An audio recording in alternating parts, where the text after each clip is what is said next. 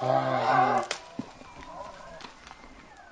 is the J. Scott Outdoors podcast on Western big game hunting and fishing, brought to you by GoHunt.com Insider. Research faster, hunt more. Go to GoHunt.com/insider and join today. I'm your host, Jay Scott, and I live and breathe hunting and fishing, spending half the year in the field experiencing God's creation. I hope you'll enjoy hearing about our adventures. Welcome to the J. Scott Outdoors podcast. Today we have two guests. We have Chase Christopher and Jay Park from 7K. 7K is a content marketing and media company based out of Flagstaff. I've known of Jay and Chase for several years now, and I've always been impressed with the content that they're producing, the photos that they're taking, and the videos, and their style of editing. They really tell a story very nicely. It's very, very classy, and I just got done before this interview watching some of the videos for a second or third time, and the videos that these guys create make you feel like you want to be there. And the way I view some of this content that's being put out on the web these days is the hunts after you get done watching, it makes you want to be there and you have a nice, warm, fuzzy feeling. Those are the videos that I enjoy most, and these guys definitely create that kind of content. Chase, why don't you start out and give me a little bit of a background on yourself, and then we'll jump over to Jay Park. Yeah, Jay, glad to be on. I grew up hunting and fishing in Texas with my dad and uncles, and about 8 years ago, moved out to Arizona and kind of fell in love with Western hunting. And while here in Arizona, I met my wife. We've been married for 5 years and have 3 kids, a 4-year-old and 2.5-year-old twins.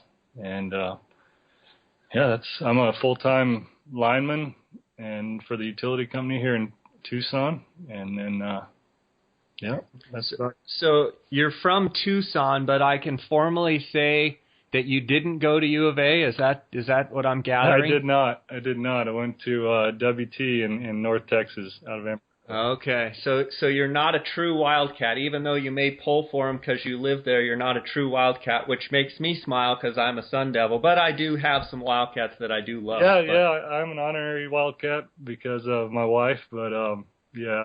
Oh, she went to U of A? She actually went to NAU, but her and her family are from Tucson, so they are hardcore Wildcat fans. So Oh man. Thrown in the middle of it. So. Yep, you're thrown right into the middle of the fire, and it's glad to have you with us here today, Chase, and I look forward to talking to you about all sorts of subjects. And Jay, why don't you tell me a little bit about yourself, and then maybe introduce 7K a little bit and the Mountain Project and what you guys have going on. Well, my name is Jay Park. I'm originally from Arizona. I've lived here my entire life. I actually grew up in the White Mountains and kind of got into hunting with some childhood friends of mine that lived down the street from me. My dad took me every once in a while, but it was mostly kind of a thing to do, just to spend some time together. And the friends I had down the street were very much into it, and so I would go out after school with them. I quit playing football basically so I could go out and archery deer hunt in August with them, and that's kind of how I got my background in hunting. And then 2009, 2010, I guess I was living in New Zealand, and I got really into fly fishing down there and I discovered Vimeo, and on Vimeo there were people from all around the world posting really cool fly fishing videos, and it just kind of lit a fire for me. And so I went out and I bought a camera. I had a DSLR at the time, and I went out and I bought a video camera, and my initial plan was to start making fishing films.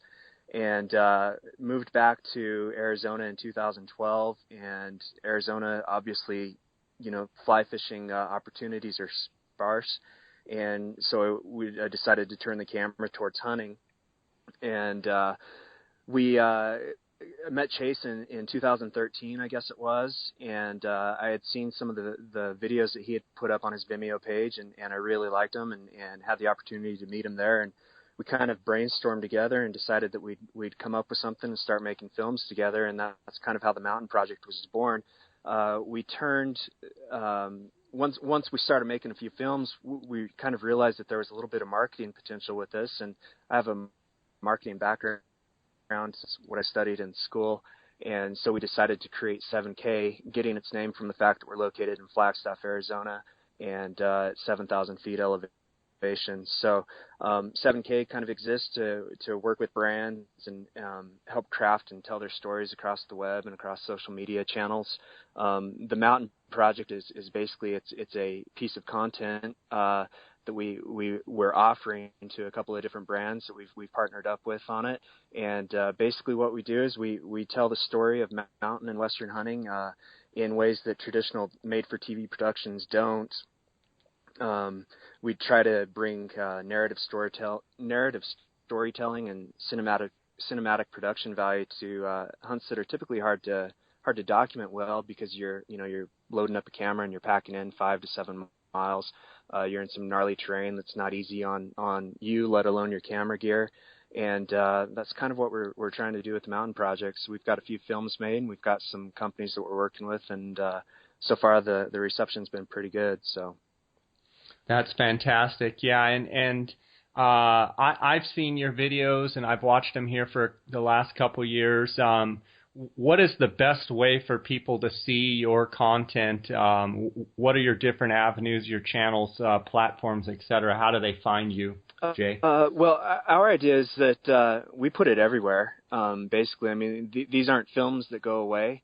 And so different media channels typically have like a different lifespan. But YouTube, Vimeo, and Facebook, that's generally where we're putting it. YouTube and Vimeo are probably the easiest places to find it, as well as on our website, themountainiscalling.com. We've got them all embedded there. Facebook, they tend to go away after a couple days, after they're no longer on the news feed, but we do have a Facebook page that you can access them on as well. And is the Facebook page The Mountain Project? No, unfortunately, no. That domain was taken. It's actually facebook.com/Soul of the Mountain, SOUL of the Mountain. Okay. I want to talk to you about something you said, Jay. You were talking about new media versus television, and traditional television and hunting shows.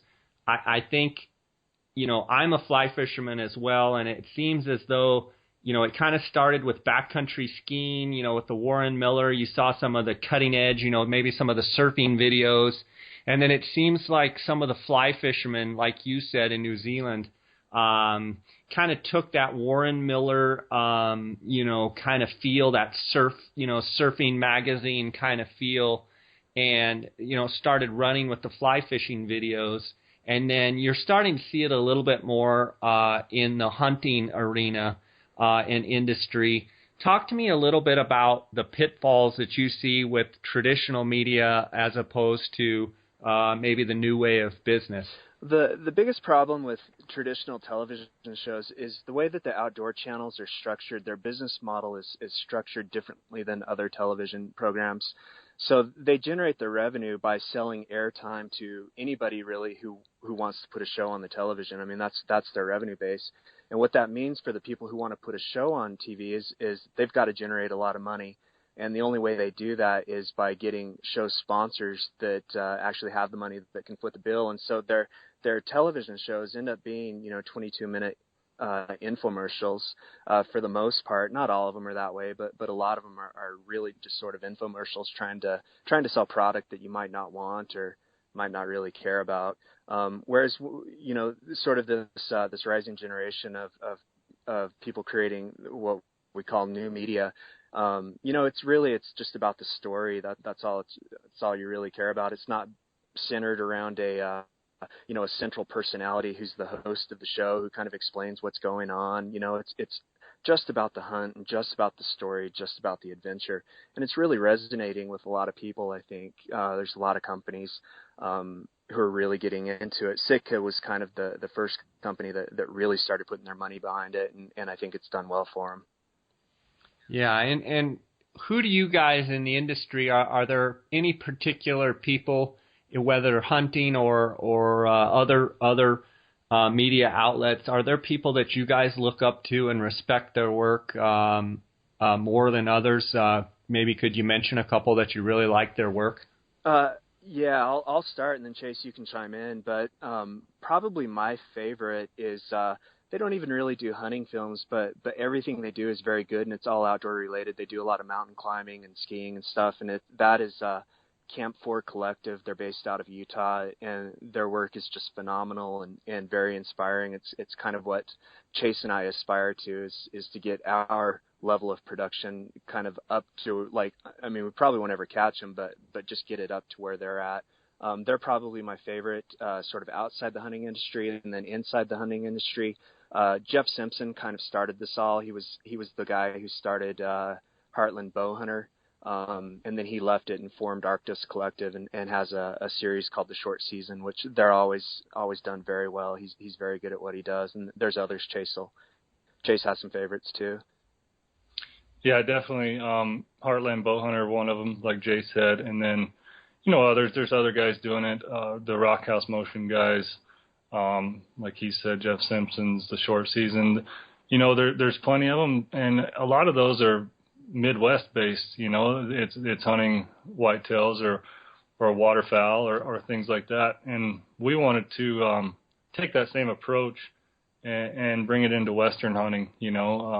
Hunting in the mountains, backpacking and hunting elk, some of those things. So that was, those guys are doing a great job, and we watch all their stuff and we love it. We just want to take that feel here in the West. So. Absolutely. And, guys, I've been filming hunts for years, and I have the editing skills of about probably less than a kindergartner. But I have actually been running a video camera, I'm going to say, for probably at least 10 or 12 years.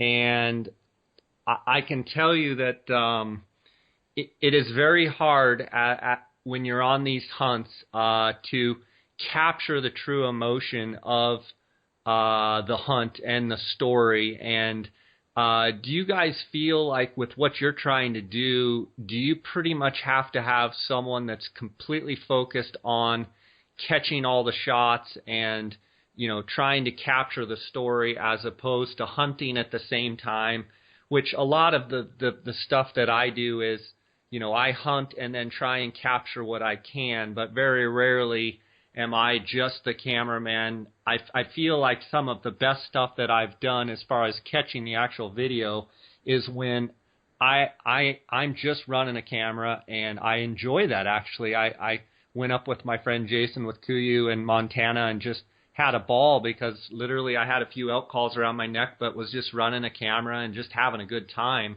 Talk to me a little bit about the struggles that maybe you guys faced early on with trying to film and hunt at the same time, and how much weight you put in the cameraman only type of scenario.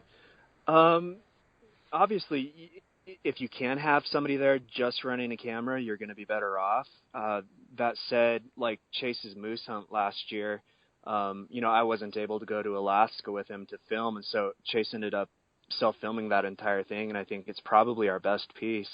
Our most inspiring piece, at least. I was just talking with a couple friends. I was having lunch with some friends a couple weeks ago, and we were talking about that thing. And it's very hard to both hunt and film yourself at the same time. And so, my advice, if that's what you're, what you have to do, is go into the hunt knowing what kind of film you want to produce.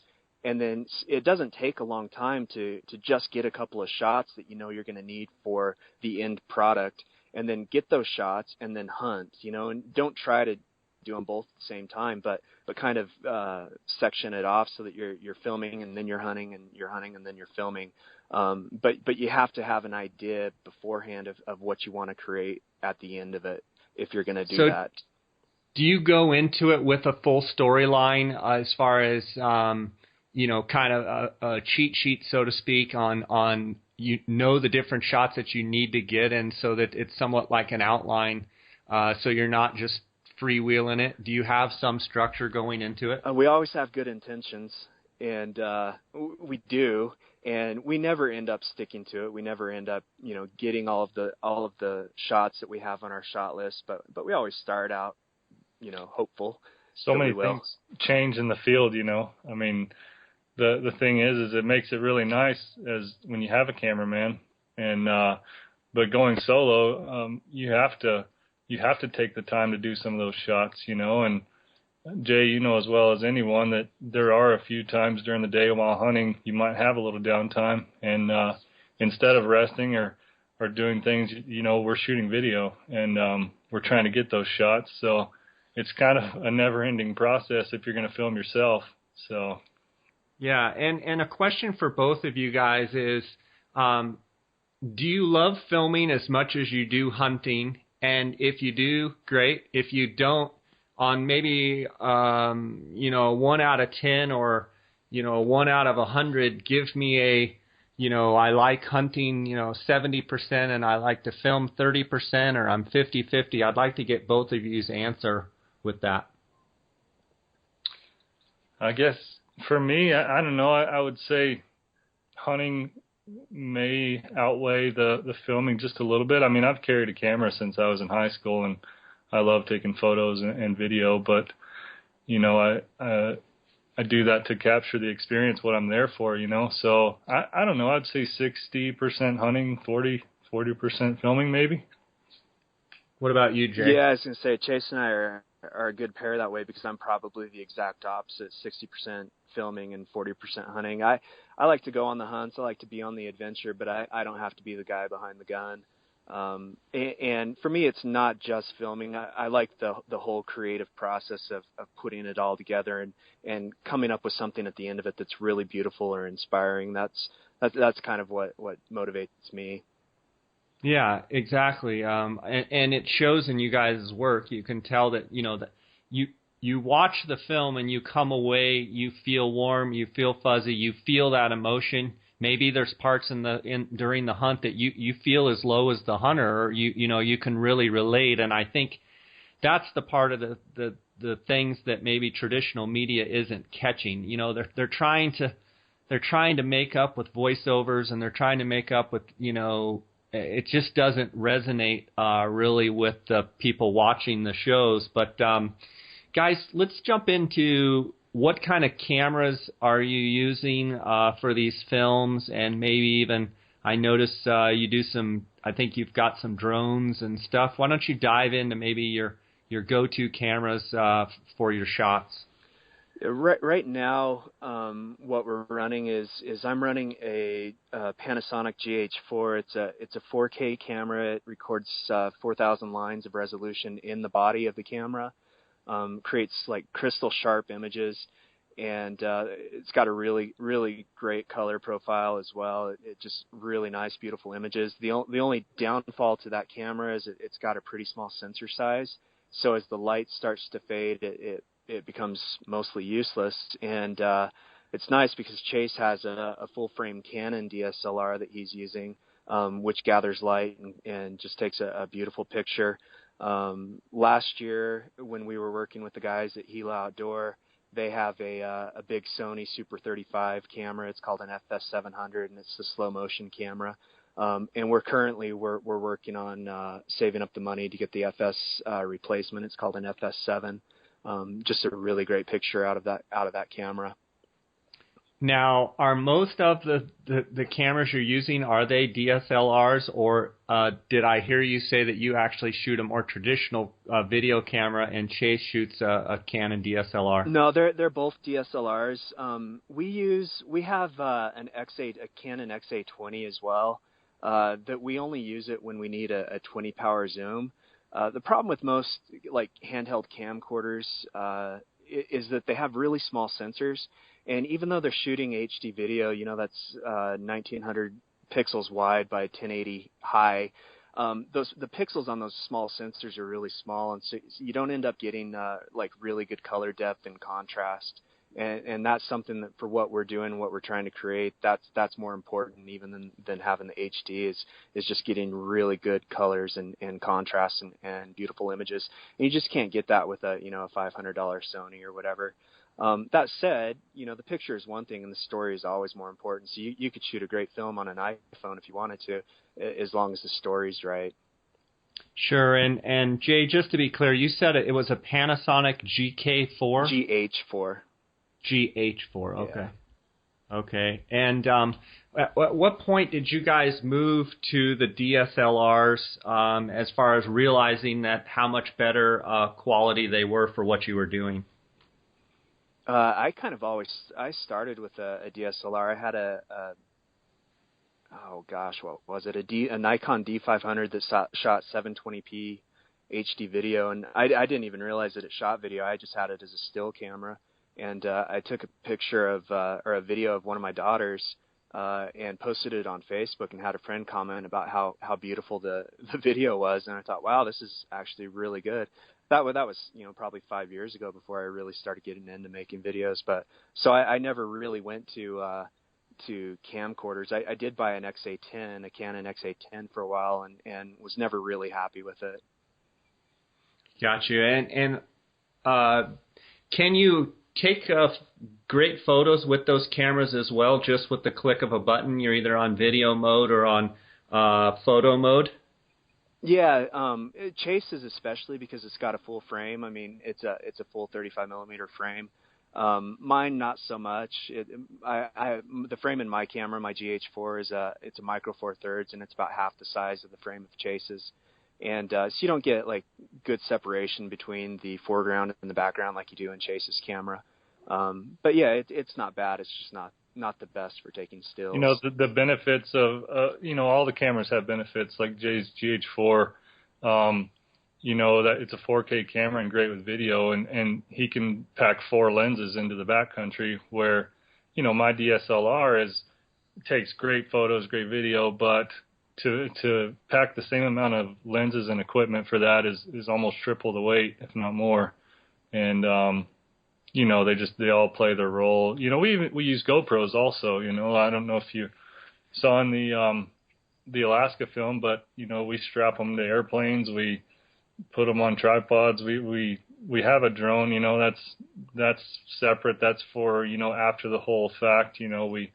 We'll designate time to use the drone to get a couple shots. Obviously, we can't pack all of that stuff, but back to where I started. They all have their reasons, and the GH4, you can just take so much more with that, even though the DSLR takes a better picture. So, I got a question for you guys. I had a friend who I fish with quite a bit. Actually wants me to get some video of him this summer when I head to Colorado. And he got a GoPro 3 Plus for us to use. I don't know anything about GoPros. How is that as far as quality, and how does that compare to the GoPros that you guys use? It's a Hero 3 Plus. You've used those, haven't you, Chase? Yeah. You use GoPros more than I do, so I'll let you answer that one. Yeah. The GoPro is limited. It's a great camera, and it's great for telling parts of the story. I used a GoPro 3 in Alaska, which is a step down from the 3 Plus you have, and it works great. It shoots HD video. There's a lot of mounts for it. You can take it underwater. You can do so many things with it. That being said, it's not the quality of a DSLR or a GH4 or something bigger, but it's very important in the stories we tell, and we do use GoPros a lot. We're up to the GoPro 4 now, but all of them shoot HD, and they're all really good. I've been trying to figure out how to actually attach the GoPro onto my Dave Smith Strutter decoy, and don't quite have that figured out yet. But that was one of the ideas that I had, or potentially just mounting it on the ground, maybe 5 feet away. From what I understand, they have a pretty wide field of view. And then the other application on my drift boat was to potentially attach it to one of the bars in the back, and since it does have such a wide field of view, it would just catch maybe a different angle that would be more of a stationary angle. So I'm kind of excited to use that. Guys, let's talk about editing and how you shoot your films for editing. As far as obviously we talked a little bit about the shots that you want to get, and then let's talk about some of the common pitfalls with editing your videos. I guess I'll do that since I do most of the editing. Basically, like I said earlier, I mean, when we head out on a hunt that we're going to film, we kind of have a general idea of what the story we want to tell is going to be, and so we'll create lists of shots that we want to get that can help build that story. And we try to always maintain a focus on what the story is. And generally the story is always, you have a character in it, that character wants something, and there's obstacles that character has to overcome in order to get what he wants. And it's the same thing in a hunting film. You go into the woods, there's something that you want to get, and then what kind of effort are you going to have to put in order to get what you're there for? And so most of our storytelling, focuses on that sort of long arc, if you will. And so when we set out for it, we just know that there are certain shots that we have to get. I mean, if we're on a bivvy hunt, you're packing your gear, and then you've got to climb, and so you've got that's like the biggest obstacle is climbing, and then the next obstacle is finding the animals, and the next obstacle is making the shot on an animal. And so we kind of roll all of that up into a 5 to 8 minute video at the end, and that's generally how we'll do it. But it's always with a pre-planned. We never go out and just follow somebody around with a camera. It's always all the shots we get are pretty intentional. And then you mentioned like pitfalls and the most common pitfalls. I mean, like if I sit down and I watch a bunch of videos on YouTube, the biggest pitfall or the thing that people could do, I would say probably to most improve their edits, is to just get rid of transitions. You see a lot of transitions. All of the editing software has built-in transitions, like these really cool waves and ripples and swipes and things. And if you just don't use that, like if you watch TV and if you watch movies, you'll notice that transitions always go from just one scene straight into the next. And that was, to me, like I look at my very first films that I ever made, and as soon as I started getting rid of all those effects that these editing software programs offer you, my films got quite a bit better. So. And does that include cross dissolve, Jay, as well? No, or are you I do use cross dissolve, but cross dissolve has a specific purpose. When you use a cross dissolve, it gives the viewer a sense that time is passing, and so I'll only use a cross dissolve when we're switching from one scene completely into a new one, just to kind of help you feel that this didn't happen right after that last scene did. I understand. Yeah, I understand. Well, that's great advice. Let's talk a little bit about Digiscoping. I know I'm a big Digiscoper versus long lenses, and probably the challenges you guys face with some of the game, the coos deer and the sheep, and some of the things that you're trying to video at times can be a long ways off. And I know there's a dilemma there of trying to get a real good image through your Digiscoping setup and then conversely with the long lens, maybe you're going to get a better image, but it's probably still not going to suck it in quite like you would like. Talk to me a little bit about that. Yeah, Jay and I have had several conversations about this actually, and you look at cell phones and you look at the little device and think there's no way it's going to do near what a DSLR or any of those do. But, cell phones have come a long way, and you can actually film in HD now, and it's really decent stuff. So Jay could probably tell you it's a little harder to edit in the end, but, when it comes to hunting, to pack a telephoto lens is a lot of weight, and it still doesn't get you out as far as you need to see or video. So we picked up our first phone scope last year, and it's been really helpful. We can those 300-400 yard shots that you wouldn't have seen before. You can actually see them now, and they're usable with today's cell phones. So phone scope has been really good to us. And are you primarily talking about iPhone? And if you are, which iPhone are you using? And if you're not, which phone do you feel like is the best quality? And do you always shoot your Digiscoping stuff on full zoom? Talk to me a little bit about the technical aspect of digiscoping and some of maybe the tips that you can give to people out there listening? Yeah, I've used it all as far as long lenses and DSLRs on a spotting scope, and honestly, just using my iPhone. I've got an iPhone 5 or 5S or something that I'm using on the phone scope through a Vortex spotting scope, and that's been the best so far. The problem I had when I was using a Swarovski with the TLS APO adapter for my DSLR is that I could never, like, the focus precision wasn't good enough through the spotting scope to really get good sharp images at a distance. And with the autofocus adjustments that they have on the phones, it just kind of solves that whole problem. And then the other thing is, because the phone weighs so little, you're not putting a big chunk of weight on the back end of your spotting scope, so that when wind blows, it's blowing your scope all over the place and shaking your image up. That's the best I've seen as far as quality. And I always try to keep the zoom on the spotting scope as little as possible, just to allow more light through that scope to reach the camera sensor. But if I have to crank it up, I will, and just let the camera adjust for it. But I always try to keep that as low as possible. And then if I have to, you can always zoom with the phone as well. And so let's say you're videoing a sheep at 500, let's say 800 yards, and let's say you're on 25 or 30 power, and you have a nice clear image. In order to not have the vignetting, you do have to go full zoom on the camera, or not? Yeah, I'll zoom with the camera to get rid of the vignetting. And then is it the fact that the camera actually focuses so well and so fine? Is that why?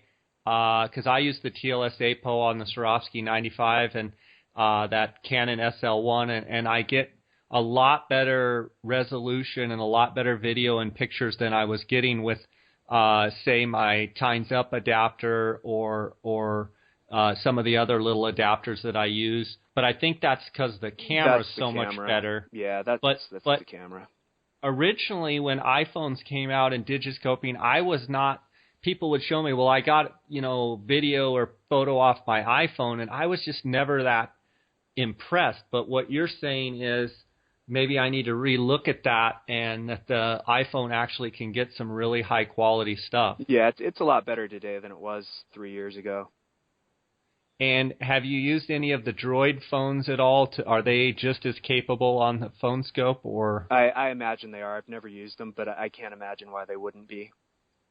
Okay, and then so when you record video on your iPhone, then you just dump that. How do you get that to your computer? I guess it's all on the cloud, and then you just pull it off there? Yeah, pretty much. You plug your computer in, and then you can drag it across, or plug your phone into the computer, and then you can, you can download that footage onto your hard drive.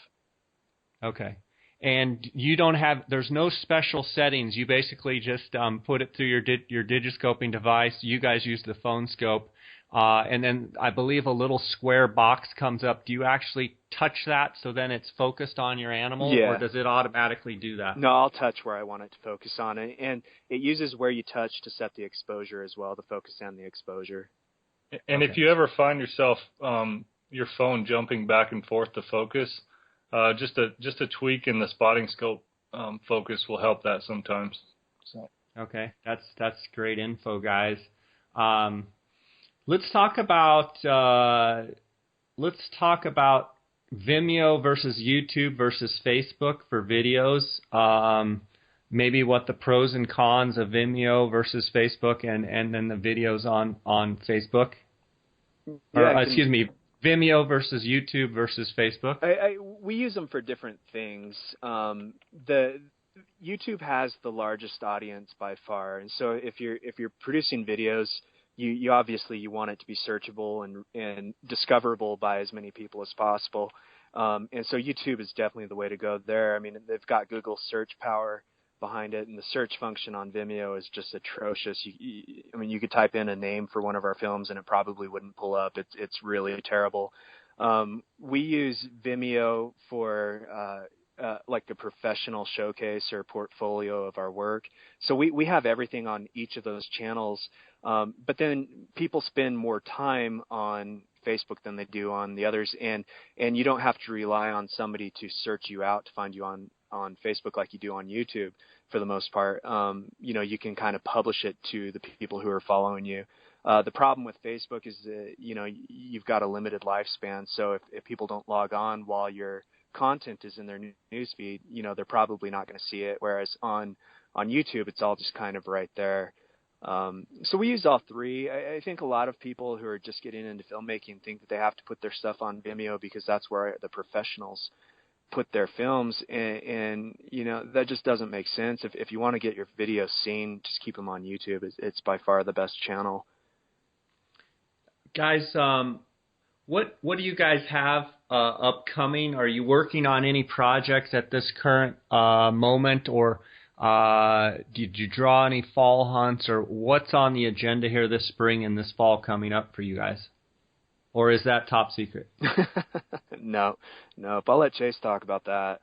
Most of our stuff depends on what we draw on the public land hunts. We apply for several states. Arizona, unfortunately, we haven't seen any credit card hits on our Arizona cards, so doesn't look like any bull tags here. But we will apply for everything else in Arizona. We have applications in New Mexico and Utah and Idaho and a lot of other states, Colorado. I have the points to draw a Colorado high country mule deer hunt and also an elk tag. So that's probably my number one focus this fall, but I could draw other tags. Eric Bergman, another member of our team, he's got a spring bear hunt coming up here south of Tucson, so we can hope for a film out of that one. And then, it all just depends on the tags we draw. Yeah, and we're also starting to kind of diversify a little bit and try to, I guess, branch out and do some different kind of films. So we are taking my rifle and we're kind of turning my rifle into a custom rifle. We've got Brent Jacobs, Western Precision, is going to put a proof barrel on it for me. And we're going to shoot a short documentary about what all is involved in taking a rifle from basically, the Walmart shelf to, a really, really great rifle. So we're going to talk about the different steps involved in that and just try to create like an 8 to 10 minute documentary for Proof Research. That's the barrel we're getting. So we're working with them on that. And so we're trying to do some little things as well during the time when we're not actually out hunting. We don't have a tag to fill. Sure. Guys, I want to talk to you on the Aoudad hunt. I noticed that you guys were all wearing KUIU gear, and I love KUIU gear myself. Dar and I have been wearing it for years, and really like the quality of the gear. Talk to me a little bit about KUIU and the maybe some of the different pieces of gear that you really like, and expand on that a little bit for me.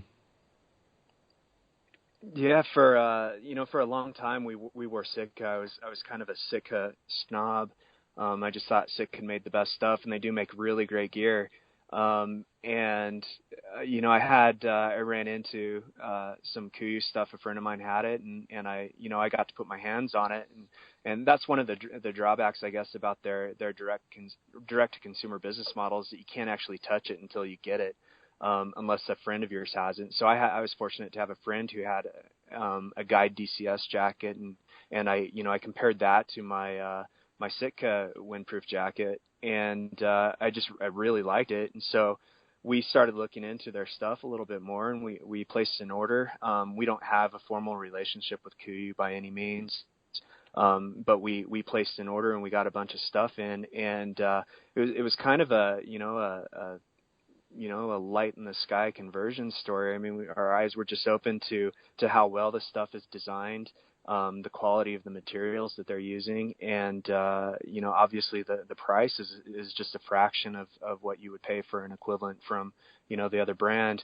We've actually done a comparison between a full full layering system on how much weight and how much money you save, and if you were start from scratch and to buy a full layering system, merino insulation, windproof, everything, you're going to save about 30 ounces and almost $1,000 between the two brands. And that was really, sort of important to us. First off, we save $1,000. That's another lens that we can buy, which we're more interested in. But also, the weight savings is really important because we're packing so much weight.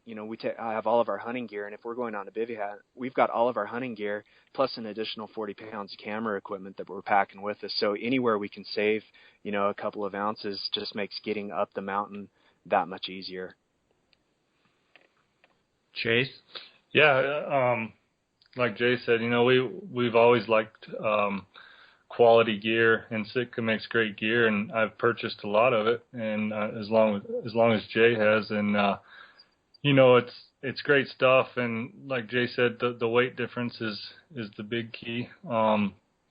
It's both really good stuff, but to be able to save those 30 ounces total, that means you can pack one more lens in your bag, or you can take a few extra pieces of camera gear. So. And for me, it'd be packing a couple extra candy bars. Well, that's good. Dar and I have liked KUIU gear for years, and it's nice when other people see it and realize how good and how much quality the actual materials have. And I think I had Jason on not too long ago, and he was basically just driving home that the materials used in KUIU gear, if he had to go through a typical retail setting, he would end up being 40% higher than the competition because his materials actually cost him way more, and it kind of prices it out for some of the competition. But interesting fact, when you cut out the retailer, you can actually charge a cheaper price.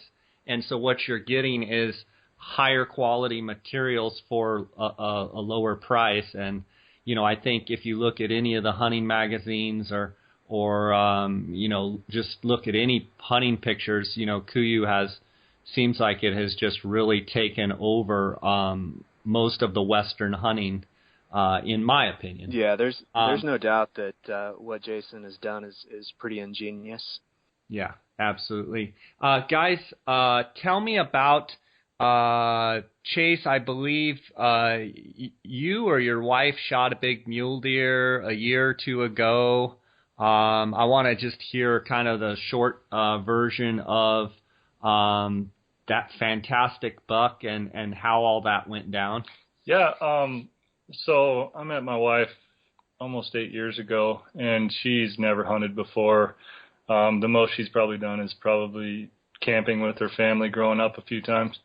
But when we met, she obviously showed interest in what I do. So she went along on hunts with me and scouting trips and anything to support me. And right away, I just started putting her in for bonus points, hoping one day she would get into hunting or want to hunt something, and that's what I did. So eventually she said, "All right, I'm ready to put in for a hunt." So she had a few points, and I just decided to start putting her in for quality tags. And lucky enough, she ended up getting a strip tag, and with I think 6 or 7 points. And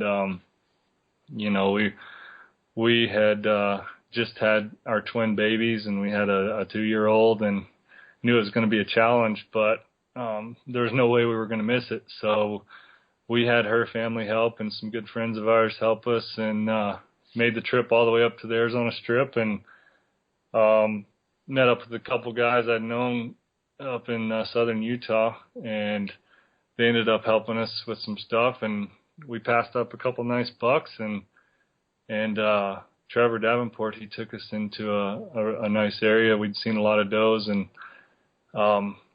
anyway, ended up going back there on our last day we could hunt. All of our help was going home, so we were going to end up hunting the roads with 3 babies in our back seat.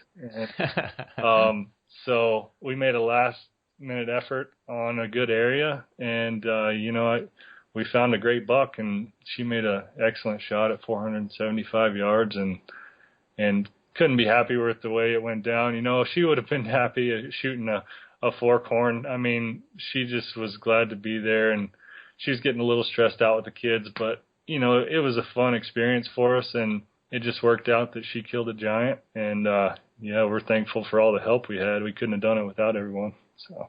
Didn't it score over 200 inches? It did. It scored 241 at SCI. We haven't scored it Boone and Crockett, but I've never been too big on scores, so there was no hurry to get it scored.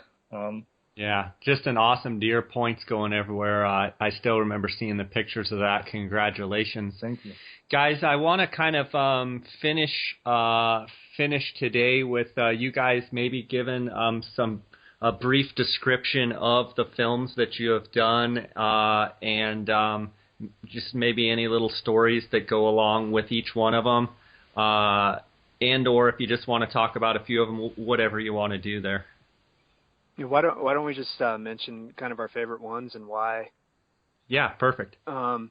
Excuse me. I would say my favorite one it's probably a film that's not even really part of the Mountain Project. It was one I filmed for Shane Roten and Gila Outdoor. It's called High and Low, and basically Shane took me with him to Baja South on his desert sheep hunt down there, and we spent 9 days down in Baja, and it was February, and it's about 100 degrees out there, searching for a desert ram, and that was a really great trip, and I think it made a really great video. It kind of started the whole sheep bug for me.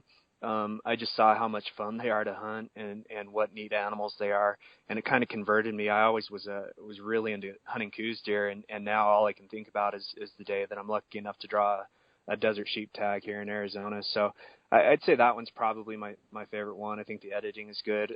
Some of the shots in there are probably the most beautiful shots I've ever captured. So I really like that one.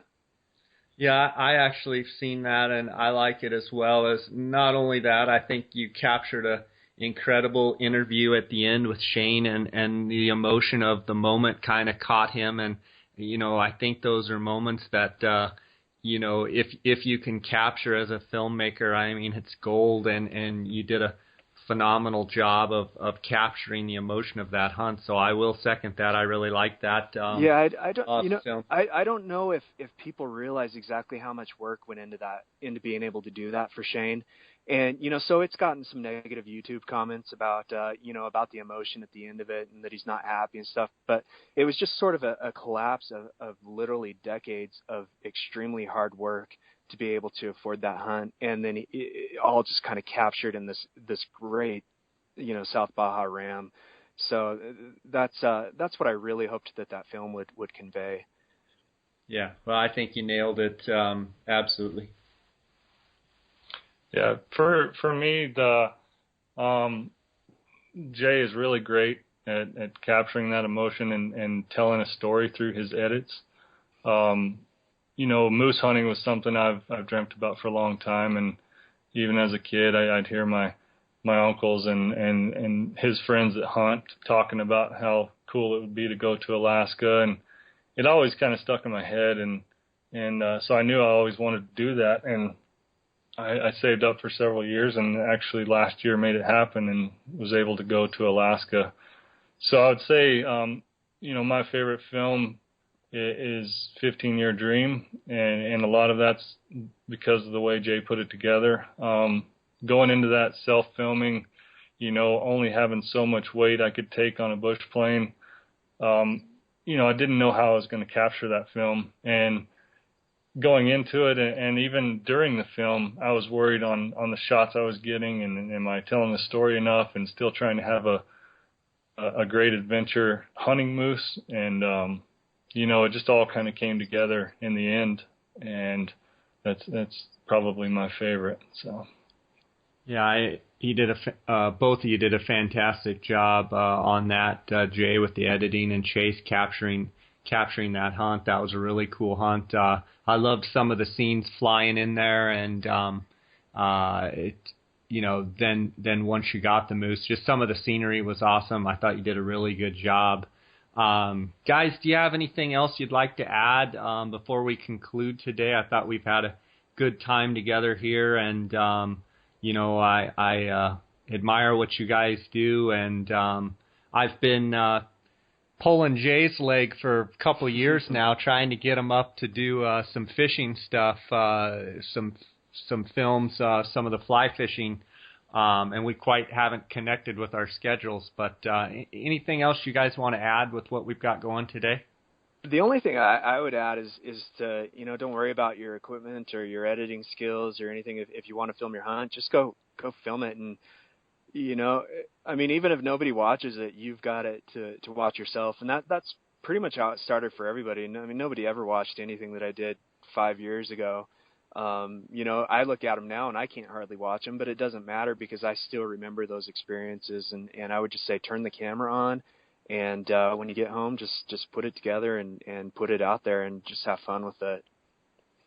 Yeah, I think that's great advice. And I think we're all our own worst critic. I think I look at some of the stuff I do and I just cringe, and then I look down, and it's got, 18,000 views or something, and I'm thinking, goodness, if 18,000 people watch that, some of the stuff I'm embarrassed. But the reality is, it's a hunt, and not all of us are professional editors, and you can still capture good stuff, like you said, if you just turn the camera on and shoot way more footage than you thought you needed, and do your best editing, and it does capture a treasured memory for sure.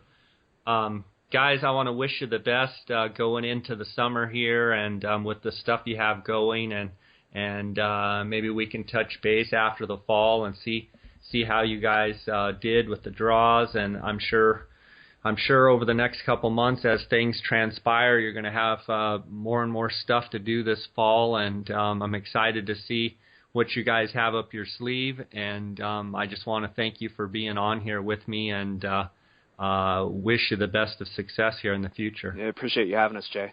Yeah, thank you very Absolutely. much. Thanks for having us on. All right, you guys take care, okay? What a great opportunity to listen to Jay Park and Chase Christopher of 7K. The content and the videos that these guys are producing is fantastic. If you haven't seen them, check them out. I can't wait to see what they have going on this summer and this fall with the Mountain Project, and it's always a pleasure to view their latest videos, so check them out. Guys, I want to really thank you for all your support here on the podcast. If you haven't, go on iTunes and give us a 5-star rating, leave us a review. That helps our placement in iTunes.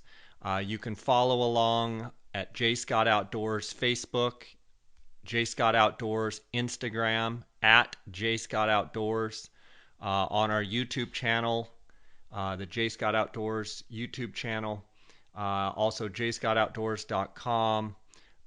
Just got off a couple of great turkey hunts here in the middle of April, and was fortunate to accompany Michael Turner from Alabama on his Arizona Super Big Game Raffle Gould's turkey tag, and he shot a real nice turkey on the first morning.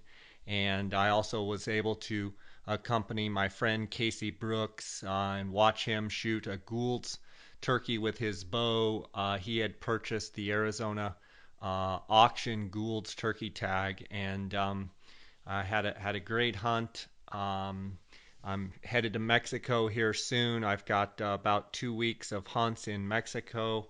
I've got a bunch of Gould's turkeys to harvest, and got a handful of hunters going down, and it's just going to be a continuation of a great spring. Encourage all you guys out there to take a kid hunting or fishing and get them into the outdoors. I've had the pleasure over the last month of taking my nephews. I started taking them when they were very young boys out hunting, and now they both really enjoy it, and it's pleasure for me to see the joy in their eyes being out in the woods. So I encourage you to take a kid hunting or fishing. I just want to thank you guys for the support here on the podcast. And until next week, guys, God bless. Thanks for listening to the J. Scott Outdoors Western Big Game Hunting and Fishing Podcast, brought to you by GoHunt.com Insider. Research faster, hunt more. Go to GoHunt.com/insider and join today.